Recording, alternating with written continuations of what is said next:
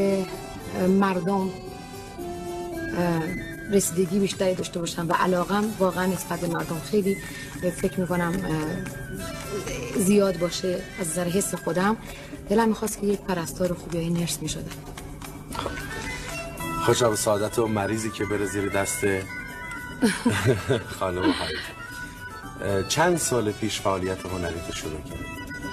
من در حدود 10 سال پیش. 10 سال پیش. البته این که میگم فعالیت هنری از نظر حرفه‌ای میگم. بله حرفه‌ای. ولی خب حتما در ایام کوچکی در منزل وقتی که میخوندی با خودت زمزمه میکردی، کسی که صدای به این خوبی الان داره نمیشه این صدا رو 10 سال پیش به اینور پیدا کرده باشه. نه من از بچگی حتما بچه. اون موقع که آهنگسازی برات آهنگ نمیساخت، حتما آهنگای دیگران نمیخوند. بله. بیشتر از چه خواننده آهنگ میخوند؟ از خانم دلکش. فقط؟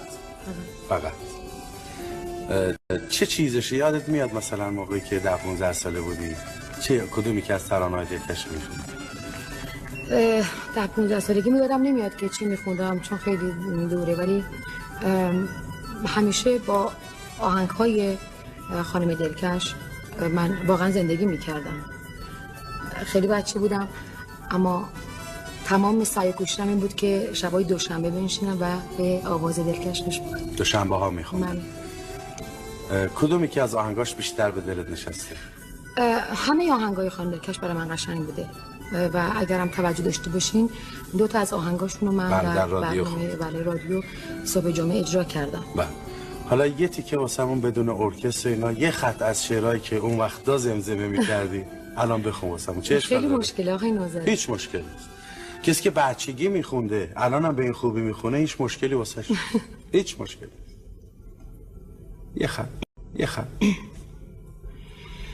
این همه آشفته حالی، این همه نازک خیالی، ای بدوش افکندگی سو از تو دارم، از تو دارم.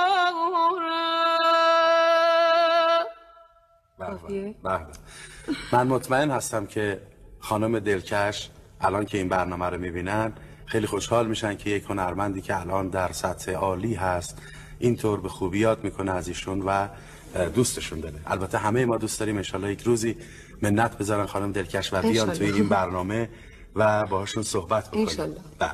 اون شب حتما میگم شما هم بیاین. با کمال میل. من روز شماری میکنم واقعا. آرزوی بزرگت چیه هایده؟ من فکر میکنم هر مادری بزرگترین آرزوش تو زندگی